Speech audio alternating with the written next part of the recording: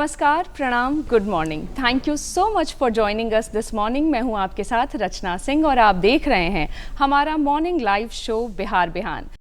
तो आज हमारे साथ स्टूडियो में मौजूद हैं क्रिकेटर तरुण कुमार जी। सर, बहुत बहुत स्वागत है आपका हमारे कार्यक्रम में। Thank you very much.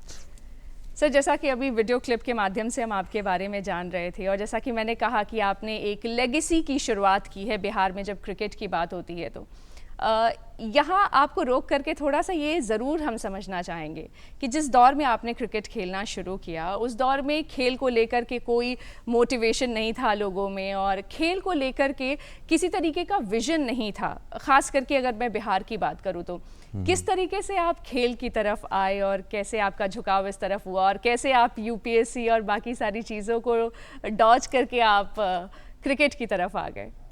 देखिए, जब इनिशियल स्टेज था, मतलब उसमें मैं पढ़ाई कर रहा था, मुझे लगता है 7th या 8th स्टैंडर्ड में था। तो मेरे मोहल्ले के कुछ बच्चे को मैं देखता था ना, वो हमेशा किड बैग टांग के और वो जाते थे। मुझे लगा ये इतना सारा सामान लेके लोग जाता कहाँ है। वो अंदर से, मेरे अंदर से एक जिज्ञासा था, जाता कहाँ है। तो मैंने एक दिन उन लोगों से पूछा कि भाई, तुम रोज़ देखते हैं, तुम इतना बड़ा बैग लेके जाते कहाँ हो? तो प्रैक्टिस करते हैं हम।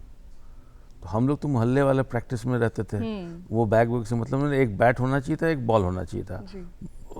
ईटे से हम लोग विकेट बना लेते थे और अपना मोहल्ले में खेलते थे। हाँ। तो उसने बोला चलो मेरे साथ एक दिन आप। तो मैं आया। एक कैंप चलता था सेक्रेटेरिएट में, हम वहाँ पे कोच थे नवीन कुमार जमुआर। तो मैंने देखा कि भाई यहाँ तो मुझे बड़ा अट्रैक्ट किया वो चीज़ कि नहीं, मैं भी एक बार आके देखता हूँ। तो उस समय वहाँ एडमिशन लेना पड़ता था, फॉर्म्स जमा करने पड़ते थे। तो मैंने आके वहाँ पे मैं ज्वाइन किया। वहाँ पे ज्वाइन करने के बाद और इच्छा बढ़ती गई और अच्छा करने की इच्छा बढ़ती गई और फिर मैं उन लोगों के साथ एक ग्रुप में आ गया और इसी तरीके से शुरुआत हुआ हमारे क्रिकेट करियर का। जी। चूँकि हम अभी वीडियो क्लिप के माध्यम से भी जान रहे थे, यारपुर जो बिहार में एक जगह है, वहाँ आपका जन्म हुआ है और चूँकि हर बिहारी घर में जो चलन है वो यही है कि आप यूपीएससी या इस तरीके के प्रतियोगी परीक्षाओं के लिए आप तैयारी करते हैं, ना कि आप खेल की तरफ। लेकिन गली क्रिकेट से आप कैसे एक ट्रेनिंग वाले जोन में पहुंचते हैं, वहाँ से क्रिकेट खेलना आप शुरू करते हैं। हम ये यहाँ समझना चाहते हैं सर आपसे कि कैसे खेल को आपने आगे परस्यू किया। अभी तक जो बातें आपने बताई उसमें है कि आप एक एकेडमी तक तो पहुँच गए, लेकिन उस एकेडमी के बाद जब हम बात करते हैं तो आप अंडर 19 में भी आप नज़र आते हैं, रणजी भी आपने खेला है। तो वो सफ़र कैसे शुरू हुआ? वो ग्रेजुअली, धीरे धीरे जब मैं वो कैंप ज्वाइन किया, उसके 1 साल के बाद मैं यहाँ पे लोकल लीग खेलने लगा। उसमें मैंने काफ़ी अच्छा परफॉर्मेंस किया। अच्छा। तो मुझे डिस्ट्रिक्ट टीम में चुन लिया गया। तो डिस्ट्रिक्ट टीम में चुना गया तो मेरा नेक्स्ट गोल था कि मुझे डिस्ट्रिक्ट में अच्छा करना है, तो मुझे स्टेट में आना है। बिकॉज एवरी स्टेप आप हर हर्डल को आपको पार करना पड़ेगा, तब आप टॉप पे पहुँचोगे। तो मैंने स्टार्ट किया, डिस्ट्रिक्ट में भी मेरा परफॉर्मेंस बहुत अच्छा गया। तो उसके बाद स्टेट ट्रायल्स के लिए मुझे कॉल हुआ। अच्छा। तो स्टेट ट्रायल्स के लिए कॉल हुआ तो उस वक्त, जैसा आपने ही बताया, उस वक्त स्पोर्ट्स को लेके ना पेरेंट्स में बहुत ज़्यादा लालसा नहीं था। अरे खेलेगा, क्या करेगा, वो इस तरीके का सोच था। वो शौक है, हॉबी है। हाँ। तो मैं बोला नहीं, मगर मेरी माँ थी, वो बोली कि नहीं, जब इसका सिलेक्शन हमारे बिना किसी सपोर्ट के इसका सिलेक्शन हो रहा है, इट मीन्स कि कुछ ना कुछ इसके अंदर में है। तो फिर मैं स्टेट में गया, स्टेट टीम में सिलेक्ट हो गया। अच्छा। तो उसके बाद से ग्रेजुअली हर साल कुछ ना कुछ मैं नया अचीव करते चला गया अपने करियर में। तो सब लोगों को, फिर मेरे पेरेंट्स को भी लगने लगा कि नहीं, कुछ इसमें अलग है, बिकॉज एवरी ईयर इसको कुछ ना कुछ नया अचीवमेंट मिल रहा है। तो फिर मेरा सपोर्ट स्टार्ट हो गया कि नहीं, आप जिस फील्ड में पढ़ाई को आप ठीक है सेकेंडरी कर लो, करियर परस्यू कर सकते हैं। हाँ। तो फिर उसके बाद से फिर मुझे उसके बाद फिर मुझे आगे चल के मौका मिला रणजी ट्रॉफी खेलने का। रणजी ट्रॉफी में मेरा अच्छा परफॉर्मेंस हुआ। फर्स्ट मैच में मैं बना दिया 100 मुंबई ऐसे टीम के साथ। और शायद आप पहले ऐसे हैं। फर्स्ट प्लेयर हूँ मैं। अभी तक उसके बाद मुंबई के अगेंस्ट अभी तक किसी ने 100 नहीं किया मुझे छोड़ के। अच्छा। और फिर उसके बाद और ऊपर क्रिकेट खेलने का मौका मिला। दिलीप ट्रॉफी टीम में आ गए हम, देवधर ट्रॉफी टीम में आ गए। उसी दौरान फिर एक मौका आया कि हरी गिडवानी एक हमारे थे सीनियर प्लेयर जी, जो कि उस समय इंडिया सेलेक्टेड थे। उन्होंने मुझे कहीं बैटिंग करते हुए देखा किसी मैच में। तो वो आके मुझे बोले कि यार तुम्हारा नाम क्यों नहीं जा रहा है यहाँ से वो इंडिया टीम के लिए, तुम इतना अच्छा प्लेयर हो। हमने मुझे क्या पता है सर, और इंडिया का नाम बोले तो मैं भी थोड़ा अंदर से वो हो गया एक्साइटेड कि भाई इंडिया के लिए। तो बोले नहीं ठीक है मैं बात करता हूँ, आप ट्रायल्स में आओ इंडियन टीम के। तो वहाँ से ग्रेजुअली शुरू हुआ, गया मैं। फर्स्ट टाइम नहीं हुआ मेरा सिलेक्शन, फिर दोबारा मुझे कॉल किया गया। सेकेंड टाइम भी I was refused. Third time फिर मुझे बुलाया गया and this time it was accepted. So gradually धीरे धीरे चीज़ें हमारे फेवर में आने लगी सारी। सर, घरेलू क्रिकेट से भारत के लिए खेलने तक का जो सफ़र है और उसका अनुभव है वो तो है ही, लेकिन उसके साथ चुनौतियां भी बहुत सारी होंगी 100%। कैसा था वो पूरा सफ़र आपका वहाँ से वहाँ तक का, घरेलू क्रिकेट से ले करके अगर मैं बात करूँ तो? देखिए बिहार उस वक्त में बहुत अंडररेटेड था। वहाँ पे मैं बोलूँगा बहुत अंडररेटेड था। मुंबई, दिल्ली, कर्नाटक मतलब बेंगलोर, इन लोगों का बुलबाला रहता था। और उसमें से एक लड़का निकल के आ रहा है जिसको सब अप्रिशिएट कर रहे हैं, तो लोगों का भी एक होता था कि यार वो लड़का तो बहुत अच्छा कर रहा है। हर सिलेक्टर्स के दिमाग में आता था कि भाई ये लड़का अच्छा कर रहा है। बट लास्ट में क्वेश्चन मार्क कहाँ लगता था, कहाँ का है, बिहार का। तो थोड़ा सा वहाँ पे मेरा माइनस रैंकिंग जाता था। बट ग्रेजुअली क्या है ना, आप कंटिन्यूअस अगर अच्छा करोगे परफॉर्मेंस कंटिन्यू अगर आप अच्छा परफॉर्म कर रहे हो तो no one is going to stop you. Sir, अभी हम आपके पूरे करियर पर बात कर रहे हैं और चूंकि खेल एक ऐसी चीज़ है जहां गुरु भी ज़रूर होता है, तो हम जानना चाहते हैं कि कौन ऐसे लोग हैं जिन्होंने आपको इंस्पायर किया है, दूर बैठे हुए भी, या फिर किससे आपने शिक्षा ली है? एक फर्स्ट मैंने आपको बताया कि मेरा turning point of the career आया कि मैं उस कैंप को ज्वाइन किया श्री नवीन कुमार जमुआर जी के अंडर में, जो कि एक NIS कोच है। अच्छा। बट मेरे लिए जो मैं खास फील किया हूँ कि मैं जब इंडिया कैंप में था और उस इंडिया कैंप में एक वासु परांजपे सर थे। अच्छा अच्छा। मुंबई के।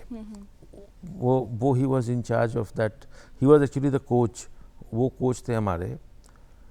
उन्होंने जो मुझे मोटिवेट किया, उस समय मैं शायद अंडर 15 इंडिया कैंप में था। उन्होंने जो मुझे मोटिवेट किया, वो मुझे लगता है ना कि वो मेरे मतलब दिमाग पे सबसे ज़्यादा इम्पैक्ट किया। Turning point. हाँ, बड़ा और बड़ा करने का। मतलब वो बोले कि ये कुछ नहीं है, मैंने जहाँ तुम अभी हो ये कुछ नहीं है, तुम्हें बड़ा करना है। तो वो इम्पैक्ट जो है ना मुझे हमेशा प्रेरित करता रहा कि नहीं, जो जहाँ मैं हूँ उससे मुझे एक सीज़न में मुझे एक स्टेप ऊपर जाना है। करेक्ट। सर, जैसे कि अभी हम बात कर रहे थे, रणजी की हम बात कर रहे थे, यहाँ हम आपसे ये भी जानना चाहेंगे कि कैसा अनुभव था आपका रणजी खेलने का, पहली बात। और दूसरी बात ये कि जब आप वहाँ तक पहुँचे हैं तो उसमें अगर करियर कोई आज का कोई नौजवान है जो बनाना चाहता है, युवक या युवती कोई भी, क्या चीज़ें वो कर सकते हैं? देखिए अब तो बहुत अपॉर्चुनिटी आ गया है। आप रणजी ट्रॉफी खेलिए या ना खेलिए, अगर आप IPL खेलते हैं तो पूरी दुनिया आपको जानने लगती है। अभी लेकिन तो सर घरेलू क्रिकेट की बात अभी भी बहुत अलग है। हाँ, वो ठीक सही बात है।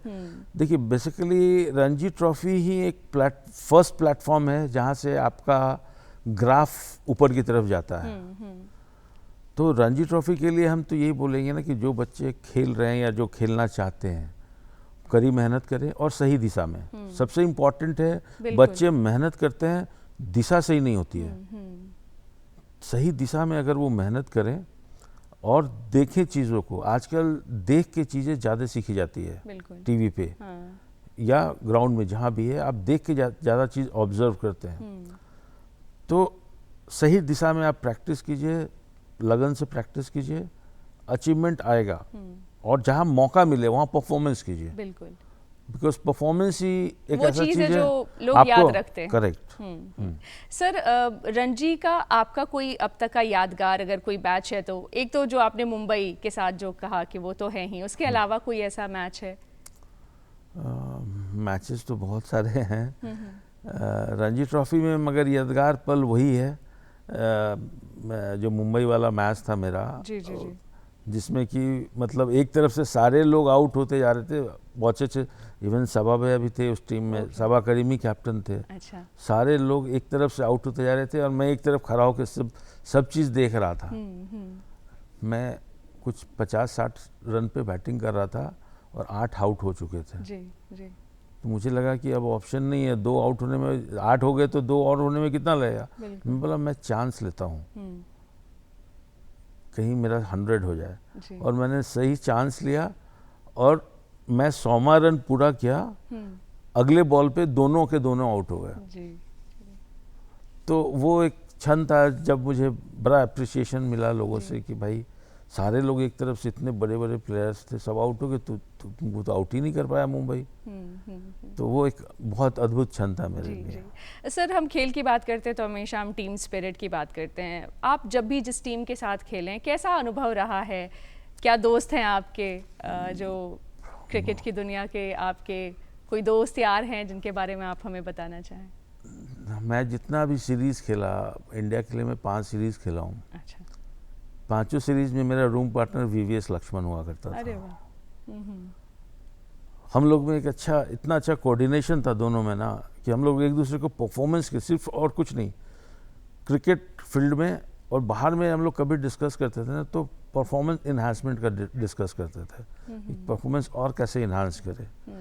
इसी कारण ऑस्ट्रेलिया सीरीज में हमसे 12 रन से वो आगे निकल गया था। अच्छा। मैं उससे 12 रन पीछे रह गया था ऑस्ट्रेलिया सीरीज में। अच्छा। जब ऑस्ट्रेलिया अंडर 19 टीम आई थी इंडिया टूर पे, तो हम लोग दोनों, मैं भी, मेरा एंट्री हुआ इंडियन टीम में, वीवीएस का भी एंट्री हुआ अंडर 19 इंडियन टीम में। अच्छा। वो भी 3 बार से, जैसे मुझे मैं बताया ना अपसेट हो रहा था, जी जी। वो भी 3 बार से अपसेट हो रहा था। तो एक साथ हम आए, तो हम लोगों ने एक चीज डिसाइड किया था कि हम लोगों को बेस्ट परफॉर्मर बनना है। तो उसके साथ मेरा कोऑर्डिनेशन शुरू से ही बहुत अच्छा रहा, आज भी है। जी जी। सर, दलीप ट्रॉफी की भी शुरुआत होने वाली है, 5 तारीख से जो है वो शुरू हो रहा है। क्या कहना चाहेंगे जो युवा प्लेयर्स हैं जो खेल रहे हैं इस बार? क्योंकि कई सारे लोग जो हैं वो घरेलू क्रिकेट से अभी बहुत सारे प्लेयर्स को बैठना भी पड़ा है क्योंकि वो अनफिट हैं। तो आपका क्या है अभी फ़िलहाल विजन दलीप ट्रॉफी को लेकर? मुझे लगता है जो भी युवा को मौका मिल रहा है, ये राइट टाइम है। अभी बहुत सारे सीरीज़ होने वाले हैं, और अभी तो हमारे यहाँ इंडिया में जो चीज़ ऑस्ट्रेलिया में पहले था, हमारे यहाँ इंडिया में भी ट्रेंड आ गया है कि कुछ सीनियर प्लेयर्स को रेस्ट दिया जाता है छोटी टीमों के अगेंस्ट में। तो ये परफॉर्मेंस जो दलीप ट्रॉफी का होगा, ये परफॉर्मेंस आपको उस जगह पे पहुंचा देगा जहां पहुंचना चाहते हैं। तो बहुत वैल्यूबल टाइम है, सीज़न की शुरुआत है। यहाँ अगर आप अच्छा परफॉर्म कीजिएगा, पूरा सीज़न आपके सामने में खड़ा है अभी, पूरा सीज़न आपका अच्छा जाएगा फिर उसके बाद। तो स्टार्ट अच्छा करना बहुत ज़रूरी है फॉर ए यंगस्टर। जी सर, खेल आप कहीं भी खेलते हैं वो आपके लिए ख़ास होता है, खिलाड़ियों के लिए वो हमेशा ख़ास होता है, लेकिन एक घरेलू क्रिकेट खेलना और अंतर्राष्ट्रीय के लिए खेलना, इन दोनों के बीच में क्या अनुभव है जो आप बताना चाहेंगे हमारे दर्शकों को? क्या ये दोनों एकदम अलग हैं? बिल्कुल, घरेलू क्रिकेट और अंतर्राष्ट्रीय क्रिकेट में बहुत बड़ा लेवल का फ़र्क है।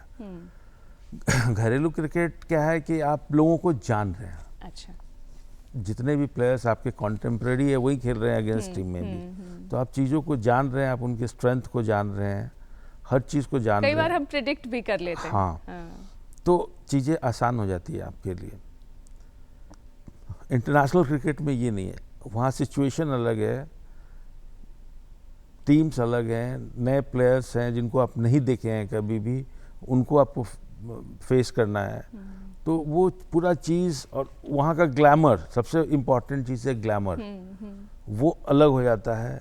आप डोमेस्टिक क्रिकेट खेलते हैं तो बहुत कम मैचेज होते हैं जहां आपको 2000-3000 दर्शक मिलेंगे। इंटरनेशनल क्रिकेट में प्रेशर यहीं से स्टार्ट होता है। आप जैसे ही ग्राउंड में घुसते हैं देखते हैं 25,000 लोग आपको देख रहे हैं, तो वो एक अलग प्रेशर क्रिएट हो जाता है किसी भी इंडिविजुअल पे। तो ये बड़ा मायने रखता है कि उसको वो हैंडल कैसे करता है। जो हैंडल कर लिया इज सक्सेसफुल। बिल्कुल, सबसे इम्पोर्टेंट है उसको, अगर उसने हैंडल कर लिया सक्सेसफुल हो गया वो। और सर बाहर जाकर के खेलने का अनुभव कैसा रहता है, क्योंकि फिर वहाँ जाकर के वेदर, पिच सब कुछ बहुत अलग हो जाता है। सो क्या एक्सपीरियंस है बाहर जाने का, जो लोग बाहर जाकर खेलते हैं देश से बाहर? देखिए, हर कंट्री का अलग क्लाइमेटिक कंडीशंस है। ऑस्ट्रेलिया का अलग है, इंग्लैंड का अलग है, साउथ अफ्रीका का अलग है, वेस्ट इंडीज़ का अलग है। हर कंट्री का अलग क्लाइमेटिक कंडीशंस है। इंग्लैंड सबसे टफेस्ट इज इंग्लैंड, क्योंकि हमारे यहाँ समर्स होते हैं तो समर्स में हम लोग मतलब एक टी शर्ट पहन के घूमते हैं, वहाँ के समर्स में भी स्वेटर पहना जाता है। तो वहाँ का कंडीशन और वेदर हेवी होने के कारण बॉल स्विंग बहुत ज़्यादा करता है वहाँ पे, तो बॉलर्स के लिए बहुत बेनिफिट है वहाँ पे। इक्वली है कि बैट्समैन अपने आप को प्रिपेयर कैसे करके गया है वहाँ पे। अगर सही से अच्छे से प्रिपेयर करके गया है, हमारे बहुत सारे बैट्समैन बहुत सक्सेसफुल रहे हैं इंग्लैंड के तौर पे, बिकॉज उनका प्रिपरेशन वैसा था। ऑल्दो कि क्लाइमेटिक कंडीशन बॉलर्स को फेवर कर रही थी, बट उनको सक्सेस मिला बिकॉज उनका प्रिपरेशन वॉज वेरी गुड। तो हर सिचुएशन का अलग अलग ये है। ऑस्ट्रेलिया में होता है बाउंसी विकेट होता है, हमारे यहाँ जनरली विकेट जो होता है ना लो बाउंस का होता है, ऑस्ट्रेलिया में बाउंस थोड़ा बढ़ जाता है। तो उस हिसाब से जो प्लेयर प्रिपेयर करके जाता है कि मुझे इस तरीके का ट्रैक मिलेगा, तो उसको सक्सेस मिलेगा ही, क्योंकि प्रिपरेशन बहुत इंपॉर्टेंट है किसी भी प्लेयर के लिए सक्सेसफुल होने के। बिल्कुल सर, एक आखिरी सवाल है और जो मुझे लगता है कि अब तक का सबसे महत्वपूर्ण सवाल होने वाला है, वो ये कि मेंस क्रिकेट की हमेशा बात होती है, विमेंस क्रिकेट की कोई ख़ास बहुत चर्चा नहीं होती है। ऑल्दो अभी जो एक ट्रेंड शुरू हुआ है जहां महिला क्रिकेट में अच्छा कर रही है हमारी इंडिया, क्या कहना चाहते हैं उन सारी लड़कियों को स्पेसिफिकली जो अभी हमें देख रही हैं और शायद क्रिकेट में अपना करियर बनाना चाहती हैं? देखिए, अब मुझे नहीं लगता बहुत ज़्यादा डिफरेंस रह गया है मेंस क्रिकेट और वुमेंस क्रिकेट में। जब से बीसीसीआई ने वुमेंस क्रिकेट को अपने अधीन लिया है जी, वो सारी फैसिलिटी उनको ही मिल रही है जो मेंस को मिलती थी। दूसरा, मैं ये बोलना चाहूँगा कि मैं भी 1 साल जुड़ा हूँ वुमेंस क्रिकेट टीम के साथ। अच्छा। बिहार की टीम अंडर 19 और अंडर 23 का मुझे बीसीसीआई ने डायरेक्ट कोच बनाया था। अच्छा जी जी। तो उसके कुछ फोटोग्राफ्स भी मैंने भेजे हैं जो उसमें बच्चों के साथ मैं हूँ। तो उनके लिए बहुत अच्छा अपॉर्चुनिटी अब आ गया है। नंबर ऑफ मैचेस इतने मिलते हैं, T20, ODI, सारे मैचेस, नंबर ऑफ मैचेस इतना मिल रहे हैं कि कोई बच्चा जो अच्छा करेगा उसको तुरंत लाइमलाइट में आ जाना है। मैं याद है 2018-19 में मैंने शिफाली वर्मा को फर्स्ट टाइम हमारे अगेंस्ट खेलते देखा था पालम ग्राउंड में। जी जी जी। तो वो जिस हिसाब से खेल रही थी ना, मुझे लगा कि ये लड़की आज न कल कमाल कर, हाँ, कमाल करने वाली है। और देखिए आज के डेट में वो कमाल कर रही है। 100%। तो उसी तरीके से है, बिहार में भी बहुत अच्छे अच्छे टैलेंट्स हैं। सिर्फ वही है कि अपॉर्चुनिटी को यूटिलाइज कीजिए, परफॉर्म कीजिए, अपने आप आपको लाइमलाइट मिल जाएगा जी। और जहाँ तक वुमेन्स क्रिकेट का कहना, मतलब आज के डेट में इक्वल है, मैं यही बोल रहा हूँ। 100%। हाँ। वो हमेशा एक ग्लैमर जो है जो मेंस क्रिकेट को अक्सर मिल जाता है, वो अब महिलाओं को भी मिल रहा है। सर, आप हमारे कार्यक्रम में आए, हमारे दर्शकों के लिए आपने इतना वक्त निकाला, आपका बहुत बहुत धन्यवाद। Thank you.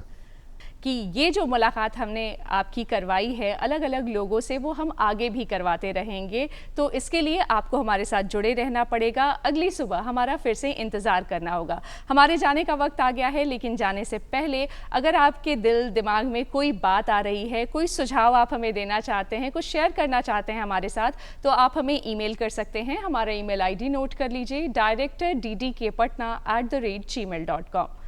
तो अगली सुबह कल आपसे फिर से मुलाकात होगी। तब तक के लिए मुझे दीजिए इजाज़त। आप देखते रहिए DD बिहार। नमस्कार।